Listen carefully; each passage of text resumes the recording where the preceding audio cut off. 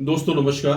Mooknayak India TV से मैं हूं भास्कर सुमन। दोस्तों, आने वाले 20 नवंबर को महाराष्ट्र विधानसभा के चुनाव होने जा रहे हैं और इस बार कौन मारेगा बाजी और किसकी सरकार बन सकती है। अभी दावे तो हर कोई कर रहा है, इंडिया अलायंस कर रही दावा और इंडिया गुट भी दावा कर रहा है कि उनकी सरकार बनेगी, लेकिन जनाधार किसके? महाराष्ट्र विकास आघाड़ी ने जो भी एक फार्मूला तय किया है और सीटों का बंटवारा किया है, उससे महाराष्ट्र विकास आघाड़ी अभी मजबूत होती दिखाई दे रही है। 105 सीटें कांग्रेस को मिली है, 95 सीटें उद्धव शिवसेना गुट को मिली है और 84 सीटों पर शरद पवार गुट यानी राष्ट्रवादी गुट के उम्मीदवारों को दी गई है। 84 सीटें दी गई, लेकिन हवा किसकी है?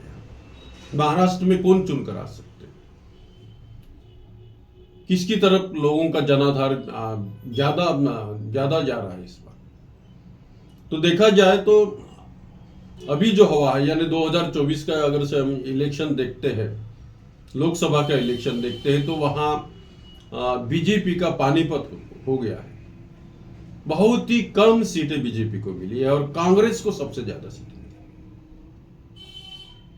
उद्धव गुट शिवसेना गुट को सबसे ज्यादा सीटें मिली है, शरद पवार गुट को सबसे ज्यादा सीटें मिली है।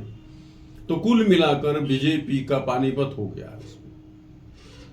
और ये इसलिए कि महाराष्ट्र सरकार ने जो इस स्टेट में, इस राज्य में जो महंगाई यानी जो समस्या है और भी बढ़ गई है। जो महंगाई की समस्या है, बेरोजगारी की समस्या है, इलेक्ट्रिसिटी बिल जो है उसमें और बढ़ोतरी की गई है, 7 रुपए पर यूनिट लिया जा रहा है।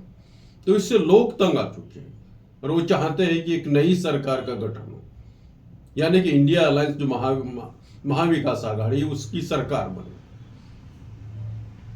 और जो सर्वे भी अभी होने जा रहे हैं, वो कर रहे लोग, तो सर्वे में भी महाराष्ट्र विकास आघाड़ी को ज्यादा बढ़त मिलती हुई दिखाई दे रही है। तो हो सकता है कि इस इलेक्शन में 20 नवंबर को होने वाले इस इलेक्शन में महाविकास आघाड़ी को सबसे ज्यादा सीटें मिलें।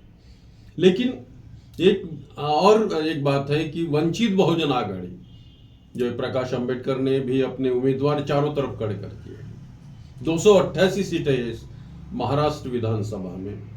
तो वंचित बहुजन आघाड़ी ने अपने उम्मीदवार चारों तरफ खड़े कर दिए। मराठवाड़ा है, विदर्भ है, खानदेश है, तो हर जगह वंचित बहुजन आघाड़ी के उम्मीदवार खड़े हो रहे हैं और उससे जो लाभ उनके कारण जो लाभ है वो बीजेपी को मिल सकता है।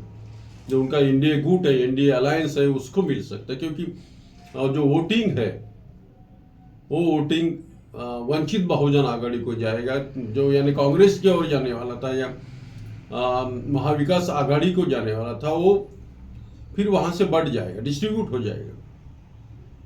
तो इससे बीजेपी को फायदा हो सकता है, इसका लाभ हो सकता है। लेकिन अगर से ऐसा नहीं हुआ तो महाविकास आघाड़ी की सबसे ज्यादा सीटें चुनकर आ सकती है और महाराष्ट्र में महाविकास आघाड़ी की सरकार बन सकती है, ऐसा दावा भी किया जा रहा है और लोग भी बोल रहे हैं।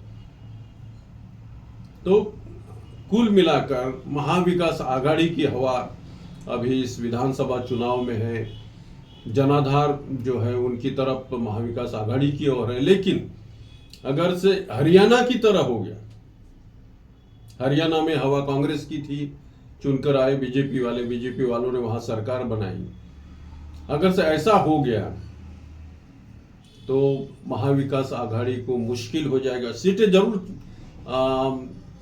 उनकी सीटों में बढ़ोतरी होगी, लेकिन वो पर्याप्त सीटें नहीं होगी।